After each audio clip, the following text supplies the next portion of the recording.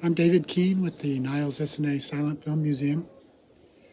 Over the years, we've gotten films usually in batches, a dozen at a time, sometimes hundreds, even thousands. But even one film can make a difference. And that's the case in the particular film that came in this can. In August of 2011, an older couple came into the museum with this can and said that they'd found it in their basement 42 years before. There were no markings on the can, no markings on the leader, but if you pulled it out and looked at it, you could see it looked like some kind of parade. And when we opened up the can and looked at it, first thing that I noticed was that the perforations were non-standard. That meant that the film was made some time before 1910.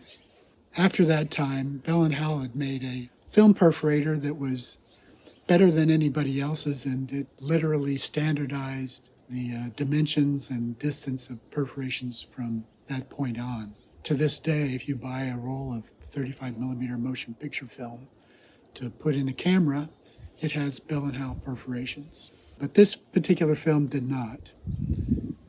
They looked rather crude, in fact.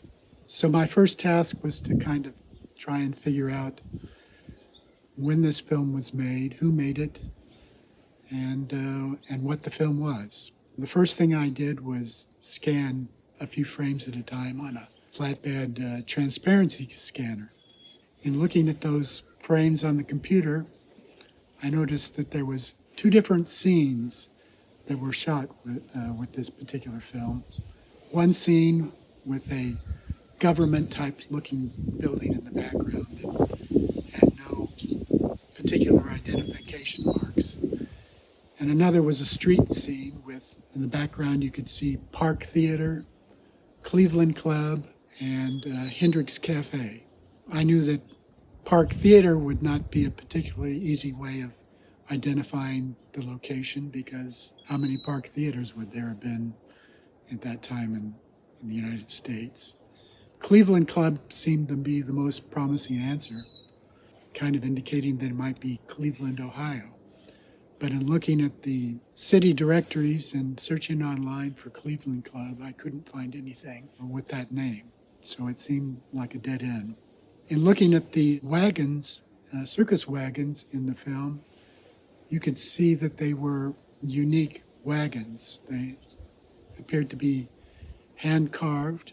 And in looking up the internet, I could actually identify some of those same wagons in the film as being with the Ringling Brothers Circus website, the Circus World Museum. So that was one clue anyway.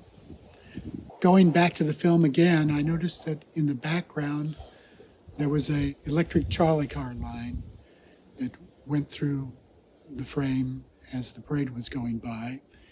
And I could see a sign on the top that said Blake, indicating it was a Blake Street line. Over the years, a lot of cities have put up their transit history, and I was surprised to find a Blake Street line in Indianapolis, Indiana. So that was the first clue of a location.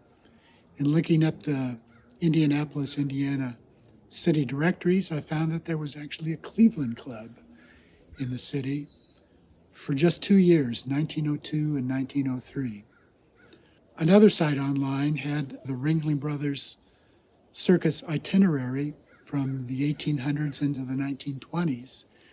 And in looking into the itinerary for the Ringling Brothers in Indianapolis, I found that they had been there in 1902, but not 1903.